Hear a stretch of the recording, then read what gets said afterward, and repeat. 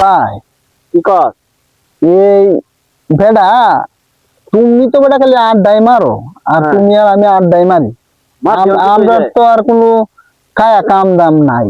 আচ্ছা এই যে মনে করো বিজ্ঞানী যে নিউটন আছিল, কি বাল্টন নিউটন, ও তুমি মূর্খ মানুষ, তোমার এই লেগে কথা কইতাম মনটা চায় না, একটা কইলে একটা শুনো। তুই কইছস বাল্টন বিজ্ঞানী নিউটনে কি করছে, তোমার আপেল গাছ তলে বইছে, হ্যাঁ বইলে টস করে একটা মাথা মানে আপেলটা হয়ে যাচ্ছে। হ্যাঁ এখন সে এটাকে পর্যবেক্ষণ করতেছে যে আপেলটা নিচে পড়িয়া গেল, উপরে ঘরে উঠলো না। আহ যে কত বড় মানে একটা বুদ্ধি দেখা যাচ্ছে, চিন্তা করছো?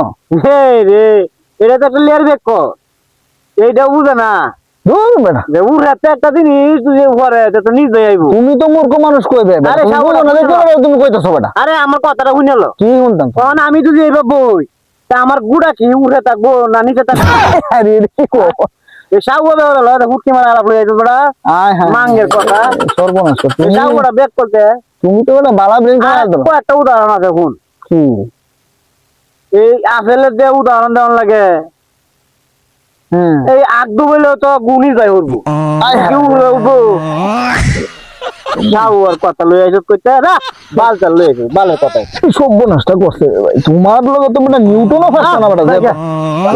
যাও যাও যাও আমার হুটকি মারা বৈজ্ঞানিক আলাপ লয়ে আইসত তোমার লগে আলাপ করে আর আমার